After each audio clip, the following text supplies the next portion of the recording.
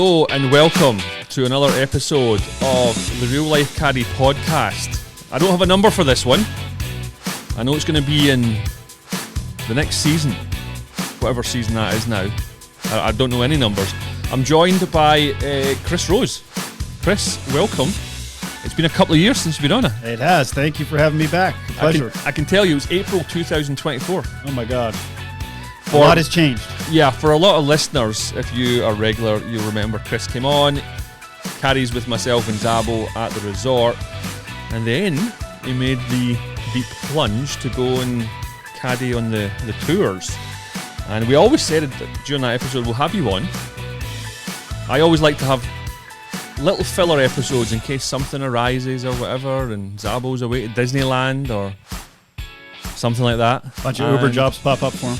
Chris is tough to get hold of. You're in town from time to time, and we just saw each other last week, and I thought, hey, let's catch up from 2.5 years ago. So thanks for coming back on. Very good. Glad to be here. Yeah, enjoyed doing it the first time. And Oh, you did? Yeah, very much so. I'll be honest. I have to confess, I re-listened to the episode this morning, which I think is the first episode I've ever listened to, and just to get some little tidbits of some questions I wanted to ask you, and I have them written down. All right. So fire away, G. First of all, you were caddying. The whole former caddy master. That's where I first met you. Yes. You lasted 14 days? A little longer, but month. It felt like a lifetime. I think it was 3 months. Do you regret giving that up? Not at all. No. That job was, as I said in the previous episode, that job was dreadful, and I don't have the words to describe how miserable that can be. It probably has improved since then. I would hope so. Slightly. I hope they get compensated a little more. Yeah. You started caddying at what, 13? Yeah, I started at Belmont Country Club in Boston. That is correct. You did your homework. I did. I listened. Yes. Are you still not playing any golf? Never. I play like 2 or 3 times a year, and by the 9th hole, I'm ready to get off the golf course. Do you think you'll ever get back into it or find the love for golf? No, because I'm so bad that the fun is kind of gone. Wow, because you mentioned the lowest handicap you ever got to was a 5. I was okay. I mean, I played like local city amateurs and stuff, and broke par once. That's a claim to fame, but I can't swing anymore, and I don't know where it's gone, and I don't know how to fix it. What kind of clubs are you using? Ping I2s. So that is are they the ones with the copper head? No, not the berylliums. They're steel. They're just S300 inch over on them, and I have an old Titleist driver. And I mean, it's very old equipment. But I figure if you can't hit a Ping I2, you can't hit anything. Well, as I would describe, you are trying to run a marathon in flip-flops. Yes, I get it. Okay, so no practice, no golf. Nope. Are you still caddying in the tour? Yes, they just finished up the 2025 season, and been home for about 9 days. Right. Yes. So it's just going into the off season. Now, on the previous episode, which is actually called something like Eagle, what is the caddy choose? And you were talking about a scenario where you were in the Corn Ferry. Yes, did a little bit of Corn Ferry. What was his name? William Mao. Yes. William Mao. How's William doing? William won this year. He won this year. On the big tour, yes. He won the big tour. One of the off events. You know how they do like 2 events sometimes, some weeks? I forgot what he won. I forgot the name of the tournament. But yes, he got a win. So that's he's also yes, but no Masters, I think, because I think it was one of the smaller tournaments. Okay. He's also the guy who the video went viral when he had to hit the ball about 12 times at the AMX down in PGA West, I think is where they play the AMX. Oh, out the bunker. Yes, the big bunker of death when he went back and forth about 5 times. That's William. He made a lot. 17 or something? Or something like that. It was a lot. But to his credit, he finished the hole and tipped his cap to the crowd. And did he make the cut? I think he was on track before that debacle. And then to his credit, he won a tournament. Yeah. Did he ever, because you had about 3 tournaments with him and you did very well. Yes. And because he finished second in that event, you had second, yeah, T5, but 2 shots second technically. I mean, T5 technically, but second, yes. Yes. And did he ever come calling?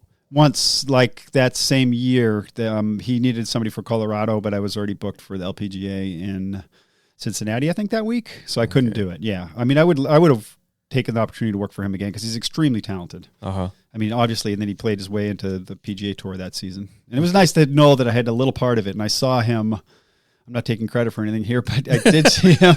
I guess I am. I did see him at the PBI last year, and he borrowed some yardage books from me. That was the last time I saw him. And it's called the Pebble Beach Invitational, the PBI. Yeah, thank you. And then he thanked me for, contributing to his successful season. And I think that's, for William, that's a lot. So that was a nice compliment, yes. Okay. Now, in the last episode, I can't remember if it was myself or Zabo had asked, because you were with the Italian girl. Yes, Benedetta. Right. And we asked if they both came calling, or if William came calling, that you would choose her. Yes. Are you still glad of that decision? Yes, 100%. Because I've been with Benedetta for over 2 years and on the LPGA Tour, and I don't think I would have survived another month with William. I think he would have fired me. Why? I think William will go through some caddies. He's particular. Yeah, probably not the easiest guy to work for. Extremely talented, but I'm going to leave it at that. Well, he obviously won a tournament, so. Yes. I mean, yes, he's had success, and I think he'll have more success, but a little bit demanding guy to work for. Okay. In that episode as well, you said, quote, "I'm not in it for the money." Has that changed? No, because I don't think I've made any money. We had a good year this year, and I probably came out, I mean, I made a few bucks, but not like, if I wanted to stack money, I would stay home and club caddy. Yeah.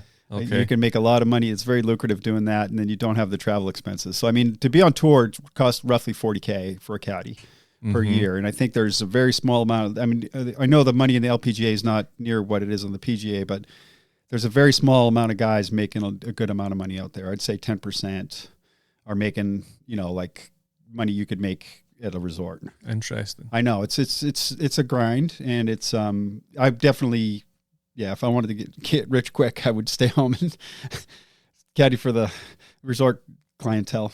Did you ever go to the Olympics? No, that did not happen. She did not get in because they used the Rolex rankings, which to me are a head scratcher because Please explain what the Rolex rankings is your world ranking. Okay. And they use that as opposed to like just your LPGA status. And I think the LPGA, what they do, Gordon, is like, I think that the Rolex world rankings use the other tours and they treat them almost equal to the LPGA. And in my opinion, they're not even close. I mean, the LET and the LPGA are like, the LET is like playing on the Epson Tour, which is the minor league tour for the LPGA. Mm-hmm. And so, like you look at somebody like Benedetta, and she's ranked 250th on the Rolex World Rankings, and she's dabbled in the top 60 on CME this year, which is the women's LPGA rankings. And to me, that they're not comparable. Not even comparable. I mean, most Asians don't play in the LET. So can you imagine playing every week? I mean, somebody from the LET is going to want to kill me right now, but can you imagine playing every week and not playing against, anybody from Korea or Japan? The field's a lot different. Let's just put it that way. That's the ladies' European tour, correct? Yes, correct. Okay, so who represented Italy? Can you remember what Zabo said? I think it was Alessandra Finale, if I'm saying the word correctly. Okay. Yeah, because I think she had a higher world ranking than Benedetta did at the time. I mean, I would love to go on. They're playing at Riviera next time, and I think they're going to do... one golfer? I think one or two, up to two, maybe three per country. I'm not positive, but it was also based on world rankings. I know a bunch of players that did go, and Morgan Matro, who I got to know pretty well. I think she was leading until the last day. And then Lydia Ko won. I'm very good friends with her caddy, and a fellow Scot. Okay. Paul Cormack. Oh, shout out to Paul. Yep. Now, in that episode, you had mentioned that literally she was Italian, and 3 seconds later, you said, well, she'll hopefully represent Italy. And Zabo went, oh, she's Italian. And you went, well, she's not representing Alabama. That's right. She went to the University of Alabama, yes. Right. You also mentioned at the beginning, so we're talking 2.5 years. No, year and a half. Year and a half, correct. Get my numbers wrong. Caddy math. You were bragging about how many cuts you'd been making. Oh. So I did? Yes. That might have leveled off. Yeah. Reality might have sunk in. How many tour events have you done with her now? Oh, boy. I mean, we did over 20 this year. And then, probably close to 50 total, I would guess. Yeah. 40, 50. What's your percentage cut made? I would say somewhere around batting 500. Okay. 50-50 probably. Not too bad. Yeah. And I found, like, on that note, I find that Fridays are the most stressful because that's your day when you got to get it done, you know? Because, I mean, you know, it sounds like a defeatist, but, we're there to win, but you can't win if you're not playing Saturday. Yeah. So I found that Fridays, you know, like those cut lines, you know, you're playing the back nine and you're one under the cut line on Friday afternoon. Those days that's a little bit stressful. Stressful, but also gets the blood pumping. 100%. You get a lot of adrenaline, and it feels great when you have success. Because you said after the Women's US Open that it was all you wanted to do. Yes. Do you feel as if that's been the high moment thus far? I think in terms of, like, I mean, yes, I've done, 5 majors now, but who's counting? And that's the only cut I've made. And yes, I would say that because of the stage. And I did the first 2 U.S. Opens when I was out. I did that, and I did Lancaster, and I did not do this year. I didn't find a bag we tried to do a qualifier for Erin Hills and didn't get in. And I thought, you know, obviously having done my first 2 years, that it was like, you know, this will happen. This will happen every time. Yeah. And I don't think I fully appreciated that, you know, doing U.S. Opens is a big deal. I've got some friends that have been out, you know, 6 or 8 years that have never done a U.S. Open. So yes, I would say that has probably been the biggest feather in the cap as far as an accomplishment for a caddy, you know, have that kind of success. We've had some very good tournaments in the LPGA, but and finished, you know, well above wherever she finished that tournament. I think she finished T30 something in that one. But again, it's the U.S. Open. It's the largest stage. I noticed one of the purses in the Women's US Open was massive. Yes, I think they're north of 10.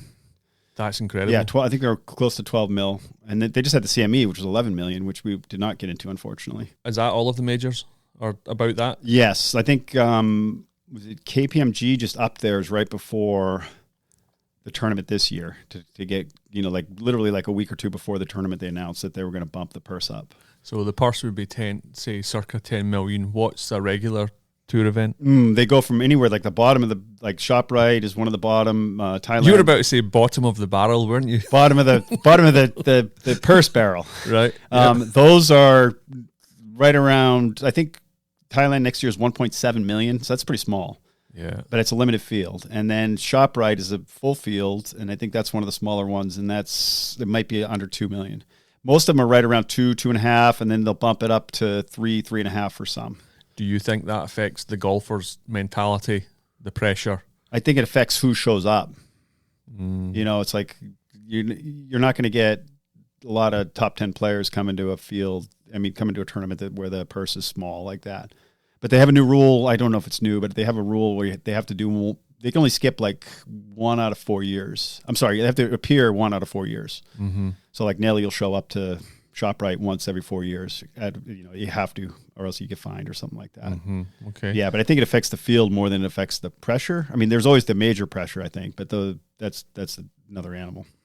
Going back to 2024, you quote said, "I told her I would do tour school pro bono." You remember you're holding my feet to the fire on a lot of this, huh? Oh, 100%. Yes, I did. I went to Q school with her the first time. Pro bono. I think Troon her main sponsor covered some of the expenses of mine, which was great. And then, I did not, I think she paid my expenses for them, and then Troon made up the difference or whatever. So I did not make any money. We had to go through all 3 stages the first time. And that was a lot. Did she make it? Yes. Oh. Made it. The first year she got conditional status, so she played both tours. So we did a little bit of Epson. I think we played 8 Epson tours and then tour events, and then we played a dozen LPGA. And it took us to August to make a cut on the LPGA. So that was difficult. Yeah. When did the season start? Yeah, earlier than that. And then in Canada, she had a kind of a breakthrough tournament at Calgary. We had a wonderful week. And we climbed up the leaderboard on Sunday. We look up at the board. She went birdie, birdie, eagle, eagle at one point in the middle of the round. And I look at the board, and all of a sudden we're like, T4, T5 or something like that. And it was like, this is fun. And then we made a couple bogeys going in, unfortunately. But still a really good result. And then she took a tournament off, and then we had to go back to... Basically, she had to play it. We had one last tournament to play before the cutoff for going back to Q school or not. and she played great again. She seems to come through when it matters the most. And we were in Arkansas, and she finished in the top 25. And that put us, it bought us into stage 3 of Q school. Because stage 2, in my opinion, and most people's opinion, is the most difficult because you've got only 40 get through, I think. And it's a really large field. So, and then you got a bunch of kickbacks from the big tour and everything. So the talent's there and everything. A lot of pressure in that. So she bought into stage 3. So we went back to stage 3 this time last year, and played fairly well the first 2 rounds, and then shot 63, I think, the third round. So 9 under goes a long way. And it turns into like a video game where she's playing like that. It's like, I think she made 5 or 6 in a row at one point. It's just like every putt, just like go bang, bang, bang. Shoots 63. We have to play one more round. I think it was top 20, you get full status.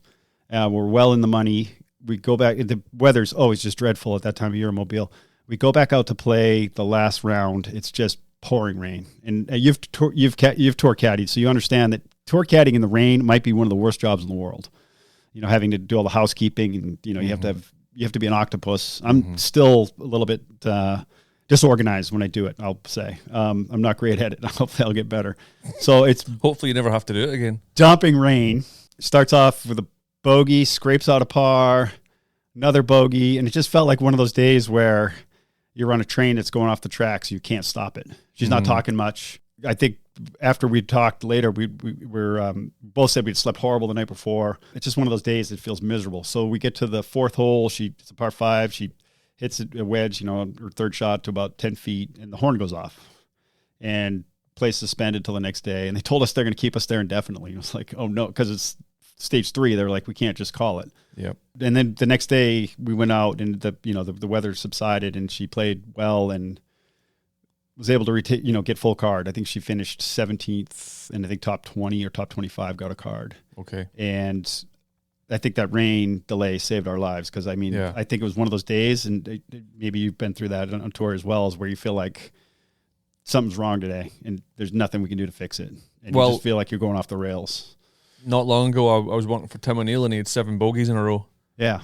Like, lonely. Yeah. That's a lonely bogey train. I know. And it's like, you don't know what to say. You don't know what to do. And the pressure in Q school, and I probably talked about this in the last one, is palpable.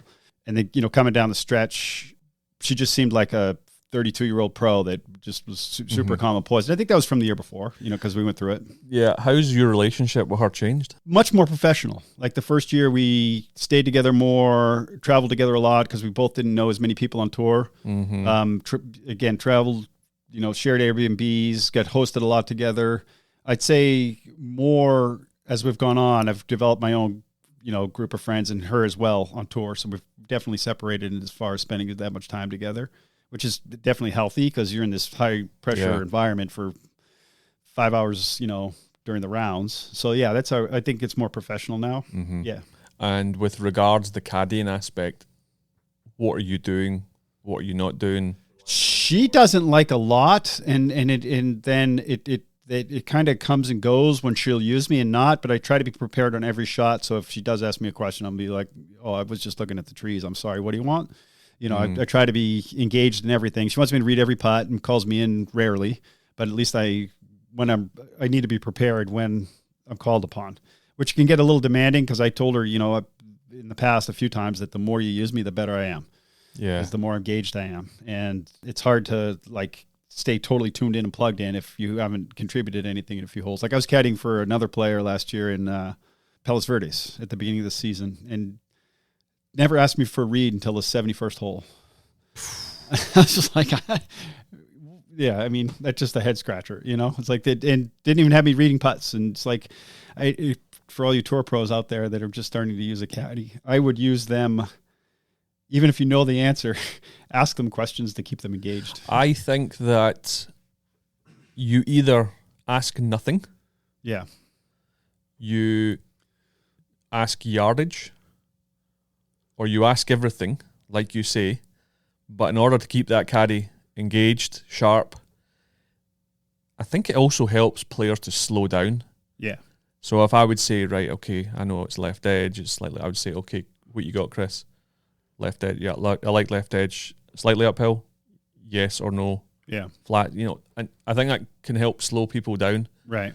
But you're right. If you're, it's hard to engage. It is. The other thing is like a lot of my friends on tour be like, they do a lot more, and they were like, well, aren't you doing your job? And I'm like, well, if that's what she wants me to do, yes, I am doing my job. She wants to know the raw number in the wind and occasionally the back edge or something, then that's my job. And my job is to help her succeed. And if she wants to do everything on her own, I have to put my ego aside and not be like, I need to be involved in everything and just do what I'm asked. Conversely, I worked for last week in Pelican at the Annika. I worked for Bianca Pagdanganen, and I'm going to stage 3 with her next week, coincidentally. Oh. And she wants everything. Right from the get-go. How old is she? She's 27 or 28. So she's older. Yeah. She got kicked back because she had some injuries this year, but supremely talented. Hits the ball a mile. I mean, carries her driver like 277 or something like that. Yes. No. She is... Well, I could watch her. Is she quite girthy? No. She's just... No. Not around the hips? No, not really. A little bit of girth? She can... Shoulders like a linebacker? I could watch her hit 5 irons all day. It's just a sight of beauty, So she wants everything right from the get-go. This is a bit of an odyssey. I flew from Osaka. We just finished the Asian swing with Benedetta. Flew from Osaka to Tampa. This is part of the caddy life that's tough. Not to... but no pity, no complaining, but you get into Tampa at midnight, and you got to get up at dark 30 and go walk before. I'd not seen the course, and I mean it's already Tuesday. You're behind the 8 ball. Yeah. Go walk, and she wants to play 9 holes later, so you go out and walk and whatnot, and so we go play 9 holes together. That's all we had before the tournament. And she wanted everything. It was great. Incredible. It was wonderful. I think if I had been a tour professional, I'm a talker. Sometimes I'll tell repeat stories to people, whether it was starting a business or having an idea for the podcast. Say I'm caddying for somebody. They don't even listen to the podcast. They don't know I have the podcast, but I'll mention it just to go through my own mind. I'm telling myself. Right. So I think it is, as a pro, it's almost of huge importance to repeat the numbers. Number one, to double check them. Yes. Both do the number. And then number 2, not sure, Chris, should I hit a chippy 7 or a big 8? Can I draw it? And you're just going through it in your mind. Whether I'm looking for your input or not, you're at least somebody to bounce it off of, and you're telling yourself. Yes, I think, and with Benedetta, the goalposts changed a bunch of times, and the most success we've had that...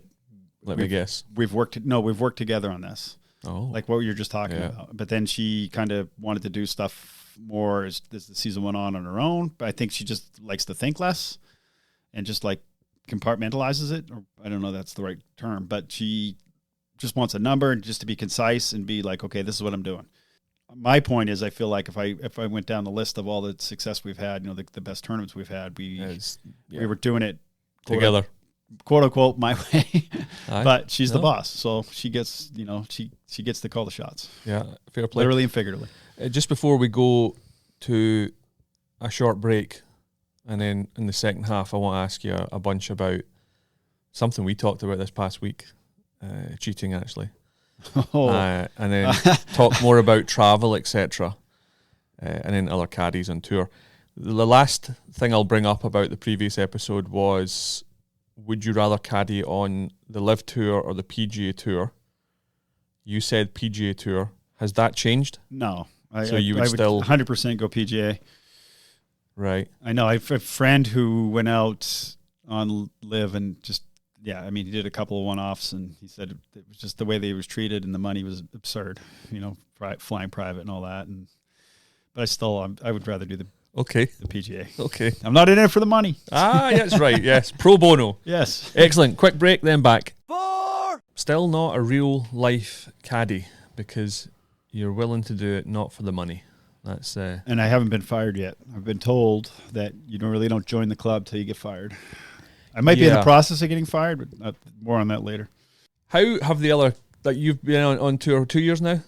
Yes. So how much traveling are you talking? Because that LPGA goes all over the place, doesn't it? This year is wild. I mean, I went to Asia twice. Spent all of July in Europe, so a lot. Yes, and then of course all around the States. Australia, a lot of airline miles. No, they don't go to Australia anymore. Okay. 2 different Asia legs. They go at the beginning of the year and they go at the end of the year. So I just got back from 5 weeks in Asia. Where in Asia? We went to Shanghai and we went to South Korea, like way down south. It was not near Seoul. Then I had an off week in Thailand, and then we played Maybank in Kuala Lumpur, Malaysia. That went really well. She played great. And then we played in Japan, a city called Atsu, which is up by or down by Kyoto and Osaka. Incredible. Yeah, there's a lot of travel. It's like I sent my brother a list of cities that I went to this year, and it's pretty wild as far as like, I mean, London, Rome, Geneva, Glasgow, Tokyo, Shanghai, Bangkok. I mean, been all around the world. It's been really cool. Is that your most fun part of what you're doing? Yeah, I like it a lot. I do. I mean, I like the adventure and everything. Like this coming back from that last 6-week stretch was a little bit hitting a wall because like it hooked on the excitement and stuff from the travels. And when I come home, it takes me a few days to, first few days I come home kind of bored. Yeah. And then I settle in and then I appreciate being home. But this one, the last week or so, I've been a little restless. Yeah. How do those tournaments in Asia differ from the ones in America? Most of them, there's only one. Blue Bay at the beginning of the year has a cut. So the rest of them, you have to play your way in, and they are limited field, no cut. So free points, free money, which is a big deal. So, but it kind of fosters itself on the tour because you have to, it keeps the best players getting those free points. So if you don't qualify for those tournaments, you don't have access. So you're off for a month. So like women that didn't qualify for this Asia stretch ended almost a month and a half ago in Hawaii. It was their last tournament, their last opportunity to get points. So we had 4 more tournaments where we got points and money. That's a big deal. Yeah. So that's how they differ. So they're limited field, no cut. How have you filled your time when you miss cuts weekends? That's one that, like, when I do a pros and cons about staying out there, that's definitely a con because you miss on Friday and say you're in Grand Rapids and your next one's in Midland, Michigan. So you've got 2 or 3 days to kill in a place that's maybe not somewhere, no offense to Grand Rapids, Michigan, but like you don't want to, or Cincinnati or wherever you are, or Boston, and you've got, so it's kind of like, I hate that part of the job because usually on Saturday you go to the course and eat breakfast because it's free and see all your friends that are playing and made the cut. And it's a little bit of humble pie. And you'll practice. Your pro will want to go to the range and chip and putt and do what they should be doing. And you're not playing. And like a lot of the spectators will be like, hey, good luck today. The shuttle drivers. And you're like, hey, thanks. Yeah. So that's a weird one. And then you got to try to like, okay, are we going to get out of here? Are we going to stay for another day? Would we rather be in that city than this city? It kind of comes down to housing sometimes. If like, okay, we don't have housing over there until this date, or we can go early because the housing over there might be, somewhere we'd rather be than we are right now. Interesting. Have you been able to use your contacts from caddying at the resort to find places to stay? Absolutely. I've been I'm quite good at like networking, and so I mean, like I've met a lot of friends at the resort that I've caddied for, people that have kept in touch with and have kept in touch with me. And so if I say I'm going to go to Dallas, I have a good friend in Dallas. So if I'm going to go to Florida, I have a friend in Miami, or so on and so forth. So yes, that has played off a ton. And then my dad was great at this, and maybe I inherited it from him, but he wasn't afraid to ask for things like that. So I always tell people, you can tell me to piss off, and it's okay. So I'll say, hey, can I stay with you for the tournament? And no's a valid answer, and that kind of gives them an out. I think when you ask for something, there's different levels of, do you merit it? So I feel as if there's one that happened recently, and a guy that I knew 20 years ago contacted me saying, oh yeah, I'm coming out, can I stay with you? And I was like, well, no, you can't because there's other people here, but I definitely want to meet up. And then the weekend comes and I never got a reply from that. And then the weekend came and disappeared, and I guess there was nothing to catch up about. No. All it was looking for a free place to stay. Yeah, looking for a roof over his head in a nice city. Yeah. And I was like, I haven't seen you in 17 years. We haven't spoken. Yeah. Really, more than once. Yeah. So if I was to, you'll have to give me the schedule because I'll have a look and see who I know, because I think that's the type of thing that if I was to contact someone and say, oh yeah, Chris is coming in town, caddying at this event, can he stay with you? Yeah. 100%. Yes. Because you're an extension of me. Correct. Whereas there's just some chancers out there. So there's different levels of asking. Yes. And Benedetta and I shared a lot of housing, and I would look out for her and she would look out for me. So if the tournament set her up, she would always ask for her caddy, which is, to her credit, it's awesome. And I would do the same. Probably half of the hosts came from my connections. Yeah. And then the other half would probably come from her. Like, okay, we're playing, Chevron in Houston, and they're offering housing to the players. So she would ask for me, which is great. Because usually you're staying in a really nice house because they're country club members, and I'm going to say 9.8 of them are awesome. Yeah, yeah, and they're super cool people to stay with, and they love golf, and obviously they like to be around the pro and all that. So. Give them a dozen balls and a couple of tickets, and sure, your house is theirs. Yeah. So, that's fantastic. Yeah, it's a good way to save money on tour. Otherwise, you're staying in Airbnb with the fellas, and that's fun too. I mean, but it also has its moments. It could turn into a little bit of a Lord of the Flies thing. It depends who you're staying with. Or have you been accepted by the lifer caddies out there now? Yes. How long does it take to break your way into the? Very much so. I met a few guys at the beginning, and they kind of welcomed me into their little circle, and that just kind of that grew. And then I found the veterans have been very accepting of me, which is awesome. And I think the LPGA is a really good community in that. And these guys have been out a long time, and less cutthroat. Yes, and I think they're very.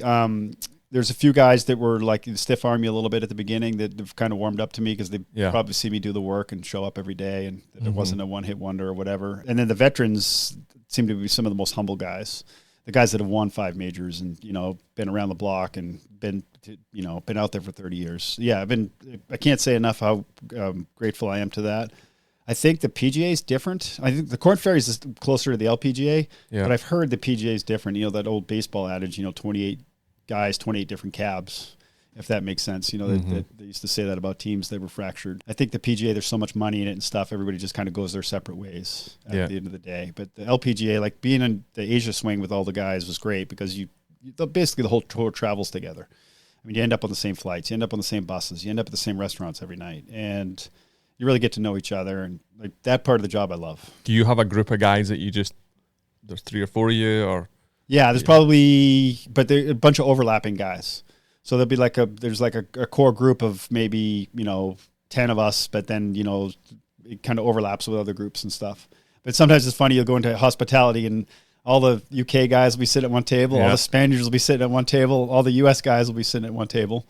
Yeah, that's definitely... We kind of run in our own circles, but again, we all overlap too. Everybody gets along well. It's amazing. It's very natural that you're sort of a magnet to what you know. Yeah. It's, I'm sure about a lot of the British lads, all they do is talk about football. Yes, 100%. A lot of the Scots were very happy the other day with the qualifier. I saw the draw by the time this episode goes out, we'll be getting very close. Yes. To the actual World Cup. I can imagine that was mayhem that night. Yes. Yeah. Because where were you? In Thailand? I think you were in Thailand, no? Yeah, probably. Sounds right, yeah. Because I remember you sending me a picture in a Scottish bar. Yeah. Now, is there an association that you guys use? We have an association for the caddies, and it's the Professional Ladies Caddie Association, I think, if I got the acronym right. And it's, you just pay a small fee, and it's for the admin, and it's great. We get discounts on all kinds of stuff, and it's a good way. We have a chat, and you have to be a part of the association to be on the chat, and that's a good way of networking. Yeah. So we do a lot of communication on the chat, which is awesome. And then you're still coming back here to caddying weeks off? Or? Yes, yeah. Club caddying's been great. Come home. I work at a private club up by the San Francisco area, and the assistant pros meter out the work, and they've always been super cool to me, and they just load me up when I come back. Yeah. And then I can work at the resort as well, at Pebble and Spyglass. Good communication. Yes, I always let them know I'm coming back to town, and they've been treating me like royalty, so it's great. Mm-hmm. And it's lucrative, so it's great. And I love the club that I work at. It's got a great culture and typically good play. So I tend to gravitate more to there than the resort, because the resort, I love Pebble Beach, and I think to me it's always going to be home, but it can be a bit of a gong show when it comes to golf, because you get the corporate jobs and stuff that, you get people that have never played before and such. Do you think you'll get tired of the traveling? I think so, yeah. like right now I'm in a little bit of limbo with the job and as far as who I'm going to work for next year. So if I had to drop off the tour, it would not be the end of the world. And there's pros and cons to it. The travel is a grind. You get tired of rental car lines and shuttles and going through the airport on a busy day when, half the people are going on vacation and you're trying to go for business. And I know a lot of business travelers can identify with that it's like they should have lines for business travelers and vacationers. Yeah. That part's a grind. This is kind of weird. It happens to me. I don't know if it's old age or just all the travel. There'll come a time almost every tournament where I don't know where I am. Literally, like I'll be walking through a parking lot and I'll be like, what city am I in? Yeah. One day last year, I went to the gate and, to show my boarding pass. And the woman asked me my final destination at the airport. And I couldn't answer her. Wow. And I just was like, oh my. And she's like, sir, can I see your ticket? And she's like, you're going to Arkansas. I was like, oh, thank you. When you're in the different countries, do you ever get time to go and enjoy the culture or have a look around? Or yes, I make a point of that. Okay. I make a point of that. Even in the States, I'll try to I'll go out for a drive rather than sit around an Airbnb. But the Scottish boys don't. They'll stay in the Airbnb and drink beers. Yeah, I try to even in Scotland, I think I was texting you, just went for a walk in Ayrshire. Where was I? Ayrshire. Yeah, I would just go for a walk. And it's dangerous there, going for a walk. You didn't tell me that. I remember we had a neighbor that was sitting across the street from us, and I asked him about how could I get down to the sea, and he started talking, and I was like, oh my God, I need translation. All I got out of him was a wee path and a wee tunnel. And I was like, okay. And I just didn't want to keep saying what, so I just started walking. It's brilliant. Yeah. So yes, I do that a lot, especially if I have an off week. Like the off week this year, I was in Italy and stayed with the boss for a little bit, but then went to Rome, Florence, Venice, did all the tourist stuff. Mm-hmm. And off week in Thailand, went to Bangkok and just wandered around. It was great. Mm-hmm. Good stuff. What did you think of Scotland? I loved it. And first time? Yes. And so I want to say this, out of the whole Europe stretch, is probably the one I thought about the least and thought the most. Thank you. Well said. And blown away. We played at Dundonald, which I know is not true links, but it was linksy enough for me. It's kind of, one of my friends described it as kind of American links. Yeah. Somebody from the UK. And I loved it. It helped that we played really well. Like we were paired with Minji and Megan Kang on the last day. And I mean, you're playing with a couple, top 10 legends, players. Yeah, for sure. We went out and walked. My boss had played Troon as a junior. So we went out to the postage stamp one night at about 9:00 at night. And there's nobody, how it stays light so late there. And we walked out to the postage stamp at 9:00 at night. And it was a spiritual experience. Just one of the coolest things I've ever been to on a golf course. Everybody that's been great has stood on that green. Same with Pebble 7. You know what I mean? It's like one of those holes. It's just like, wow, it felt really cool. So that was my first trip to Scotland. Blown away. I'd love to go back. Driving was a bit of an adventure, but I didn't hit anything, so it went all right. Have you noticed the difference? Well, obviously, things in America are easy. Renting a car, very easy. Yes. You do it anywhere else, it's an absolute nightmare. Yeah, it's an adventure. You have to take video and photos. This is actually for any Americans going to Scotland, England, France, the tires, Ireland.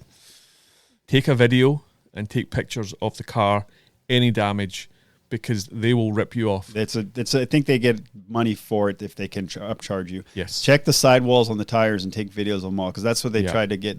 They upgraded us to this sick little Mercedes, and I was like, oh great, I'll take this. But it had low profile tires. I go to turn the thing in, and the guy's like, oh, he breaks out this little gauge, cheesy little card. And he's like, oh, you nicked the tire. We're going to have to charge you for that. And I was like, I didn't hit anything. And so they never ended up charging me, but I saw them doing it to another person right next to me when I turned the car in. So be careful of that. Take pictures of the tires. In America, you literally could smash it up against the barrier. They just go. And then when you pick it up, when you do it, if you join the club, they'll just tell you, just go and grab any car. Yes, I'm Avis Preferred now, and I get brilliant. It's on my phone to get out of the gate. So all I have to do is show them a QR code. I'd never talk to a human. That's it. And I remember going to Glasgow, and I returned one and picked one up, got to Manchester, ended up calling them 2 months later to say, I haven't got my deposit back. They says, oh, no, you damaged the car. Absolutely impossible. Yeah. Because we drove such a short distance. Sure. And we had it for such a short period of time. Yeah. And they tried to say there was damage. And, of course, they didn't provide photos for me, and I didn't have photos because I never thought, you spend a lot of time in America and you don't have to deal with that. Forget about it, sure. It has to be, if it's a scratch, or it has to be almost like a samurai sword down. Significant, sure. Significant, but that I would imagine that's difficult. What's the most fun part of the world you've been to? I'd say my first trip to Japan, Tokyo. I went there after Blue Bay, which was in Hainan, China, and that was in, I want to say, March of last year. Mm-hmm. I went to Hong Kong for a couple of days on the front end because we just had one tournament there. It's the only one we got into over there. Went to Hainan, so I went to Hong Kong, met up with a caddy buddy of mine, stayed in Hong Kong for 3 days, played the tournament, did pretty well, and then went to Tokyo on the way back for 2 days, and that was great because another caddy friend of ours grew up there and then moved to Hawaii, but he speaks fluent Japanese. So he was our tour guide, and that was blown away. Yeah, brilliant. So Tokyo, I think, was the most fun. And go on. Sorry. Right now, what's the worst place you've been? Golf wise, I'm going to say Shanghai because the greens were dead, and they told us this 3 days before the tournament. Like the greens were so bad that, like, I'm not talking about bad greens. I'm talking about dead. Dead. There was like yellow chunks of dirt. Oh, wow. And that bad. And they think, a lot of the players were quite upset because they didn't tell anybody till it was too late. Yeah. And they might have had to do that, and then they were like, we're still having the tournament. The greens are this. And it was a million degrees. Like we played on Monday, we played 18 holes, and I've never thought I was going to pass out on a golf course. One of my friends went down with heat stroke that day, who's a fit guy and missed 2 weeks of the tournament. Missed 2 weeks on tour, due to it. That was brutal. That was probably the least favorite golf-wise. I'd say as far as a place to stay, tough question. I'd probably say I'm not a huge fan of Ohio. Sorry, Ohio fans. Yeah. Where in Ohio is this? Outside of Cincinnati. We had awesome hosts, but there's just not we're in the suburbs of Cincinnati. There's just not much going on there, in my opinion. Okay, fair play. Yeah, golf course was fine. It was a TPC, but it was fine. And I think they're moving it. You say you're in the middle of potentially working for someone else? Yeah, so I'm going to kind of left it up in the air regarding the end of the year with Benedetta. She's might go a different direction. I might go a different direction. So it's kind of, it's been 2.5 years together, which is a really long time out there. That's most people don't last that long together because I think it's just too much. It's too intense and for many reasons. And then, that's up in the air. So free agent right now. Mm-hmm. And again, as I said a minute ago, it wouldn't kill me to not go back out. I think I want to. I've done 2 full years, half year if you count the U.S. Open and the 2.5 years roughly if you count the Open and the Q School. So I would want to go back out, I think, but I'd have to be for the right player. I don't want to just bounce around out there just to be out there. So you have changed. Yeah, it's got to be somebody. It has to be somebody I want to work for and that I enjoy being around. And I don't want to be out there just to be out there because I think a lot of caddies get addicted to the lifestyle. And like I have friends that don't even keep an address really, and they just live out of a suitcase and they love it, and that's the way they want to live their lives. I don't think I really want to do that. So I'm right player, I'll do it. If I can't find anybody, I had a good life before. I could come back and club caddy and still make my own schedule, make a good amount of money, travel as much as I want. Let's say you find someone you really like, making some money. Realistically, how many more years would you want to do it? That's a tough question. I think because there's a moment in every week that I wonder, what am I effing doing out here? Yeah. Why am I doing this? What am I getting? What is this about? Sometimes a lot of the times tournament rounds aren't really fun. Like the actual job itself, it's like I equate it to like playing craps for 5.5 hours. Yeah. With a good amount of money on the table. Yeah. It's just like it's this in the moment. I don't think it's fun. Yeah. After, when you do good, you have the highest highs and the lowest lows I've found with being on tour. It's like it's all unicorns and rainbows when you're shooting 65, and when you're shooting 74, it's like you feel like your dog died. Yeah. And a lot of the veterans have been really good seem to be really good about separating that. They'll go out to dinner with the boys and they miss the cut, and it's like it doesn't seem to affect them. It still affects me. I think it's because I'm still somewhat green, only being out there a couple of years, that it's like, I can't separate the golf from the fun. And it's like, hey, I'm out here with my friends and I'm having a good time. It's more like, oh shit, we missed the cut, and I feel like perspective. Yeah, 100%. And knowing that it'll all come out in the wash. Yeah, yeah. That's why I don't think I would ever want to do it again. It's because you kind of care too much, and then it doesn't really matter. I really appreciate you. The other day we talked on the phone. We had a long conversation about it, and you were saying about when you got sacked on a Friday, and you're sitting in hospitality, and it was like the loneliest moment, one of the loneliest things you can remember, and I can identify with that because I've had a couple of hiccups with my boss and stuff, and it's yeah, there's nothing like it. Like everybody's having a great time and they're all invited to the party and you're not. And you're sitting there and you're like dead man walking, you know? And I appreciate you saying that because I could identify with it. Oh, it was horrendous. Yeah. You know, like, so I was talking to a player and he told me that he was going to be having a conversation with his caddy to separate. And his wife said, oh, but I really like him and blah, blah, blah. And I says, but it's not about liking. It's not a personal thing. I said, trust me, your husband's going to have a conversation with the caddy and he's going to tell him what he likes about him and what he thinks he needs to work on. Plus, he's going to give him recommendations for jobs. I was 25 or 27 years old, right, inexperienced, and got hung out to dry with what I thought was a 6-week job, right, that turned into one, and had turned down a better job the week, like 3 days before. Everybody has one of those stories. Flights, stuff paid for in advance, and then nothing to go to. Sure. And maybe in hindsight, I should have hung out for a week and then gone to the next tournament and maybe try to pick something up. Yeah. I didn't know that. That's a grind. Hustle. Yeah. I remember the first day, the next tournament, there was beautiful sunshine. The second day was raining. So there's a lot of activity in the clubhouse. And I was just sitting on the couch on my own. and everyone, it's like you had leprosy.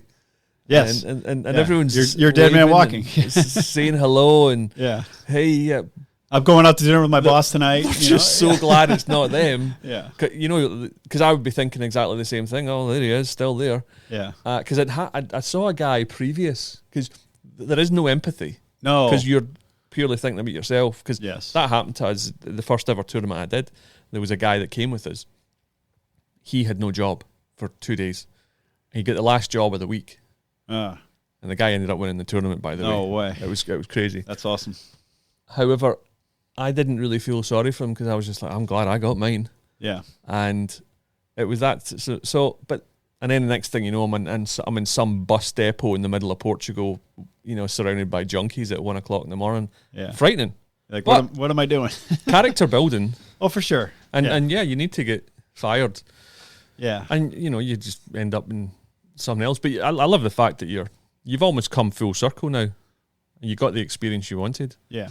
And if you didn't go back out, you didn't go back out. You did it. Yeah, and it's made me a far better caddy. Yeah. Like when whatever I come home with, I learned a lot from these players. You know. What do you think you've learned? How quantify that? Quantify it by, you need a lot of details with them.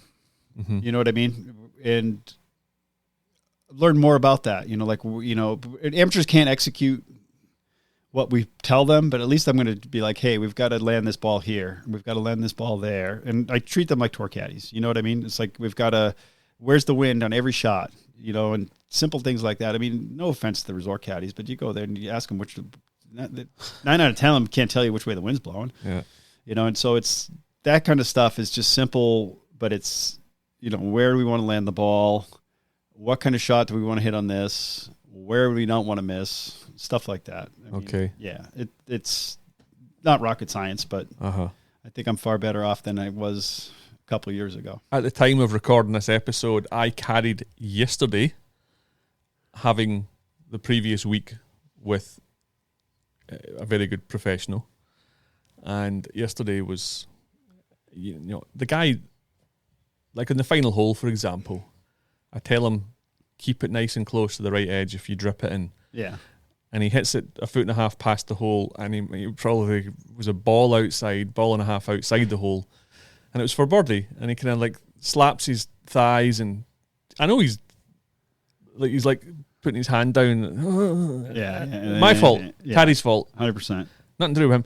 You know, and he's putting left hand under right. I says, how long you been doing that? He said, ever since I got the yips.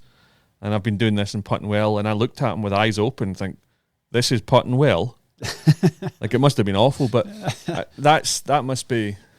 I always want to say, like, to people like that, you know, I get this fantasy, even like, what are your favorite putting drills? And they would go, what? Yeah. Drills? Yeah, gate drill or lag drills or, you know, using a metronome. What are you doing? and they're going to say, "Oh, I hit 3 balls before I went out and played," and I'd be, "Why would you expect to be good at this?" Yeah. I think, like yesterday, I wanted to just lay into him, and I was like, oh, whatever, don't let it go. But that's just because I had the previous week. But, you know, sometimes amateurs complain. I just say, oh, so I'm sorry, I forgot I was caddying for a pro. Yes. I forgot you do this for a living. And then it kind of brings them down a little bit. But I think when you do caddy for pros and then you do go to an amateur, like, the pros can't do it. Yeah, I've seen it. Like, it's so hard to play golf. Golf is hard. Yeah. And you have a better appreciation when you've done it. I feel like it's almost like 2 different jobs, though, on that note, like going from the tour to totally caddying different for amateurs. Yeah. Oh, completely. Completely. Animals. Perfect. Well, listen, Chris, we got to wrap things up. Thank you very much again for coming in and filling in for Zabo. Absolutely. Anytime. Good luck. Thank you, sir. Over the winter, and then by the time this comes out, we'll know where you are. I'll either be here or I'll be somewhere else. You'll be somewhere else. Brilliant. Well, listen, thank you again. Thanks, G. Pleasure as always. Listeners, I don't know how many previous episodes because I don't know which one this one is. We might have a new theme tune. Regardless, we appreciate your support. Get out, share the podcast, go and play some golf, go and practice. Fighting girls. Enjoy it, but more importantly, keep it humble.